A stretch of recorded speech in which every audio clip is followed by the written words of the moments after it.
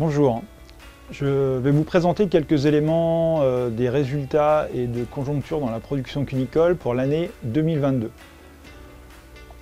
Pour les clôtures 2022, le prix a progressé fortement, de l'ordre de 12%, et pour atteindre un prix historique de 2,22 € du kilo.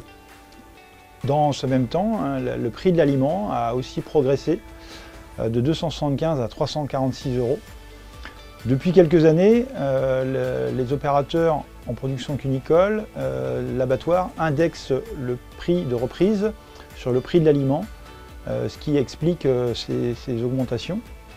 Et donc cette augmentation du prix a permis de stabiliser les marges brutes et d'avoir un niveau de marge très proche en 2022 par rapport aux autres années. La marge sur coût alimentaire augmente légèrement et la marge brute baisse de 2 € par cache-mère, ce qui représente moins de 2%.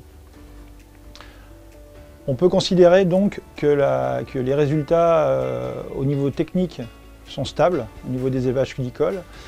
Si on regarde le BE par UTH, il baisse de manière significative, puisqu'il atteint 44 000 €. Il faut sans doute relativiser ce résultat en lien avec le faible échantillon, puisque ce critère de BE par UTH ne concerne que les élevages spécialisés. Mais on peut tout de même considérer qu'il y a un tassement en 2022 en lien aussi avec d'autres charges qui ont progressé, telles des charges d'énergie, de travaux par tiers, au même titre que les autres productions. L'investissement en lapin, on peut considérer une certaine reprise en 2022, mais à un niveau qui reste faible, 17 000 € par exploitation. Il y a eu en effet quelques installations et quelques reprises d'exploitation en 2022, ce qui a sans doute engendré des modifications de bâtiments, des investissements, mais ce niveau reste faible globalement.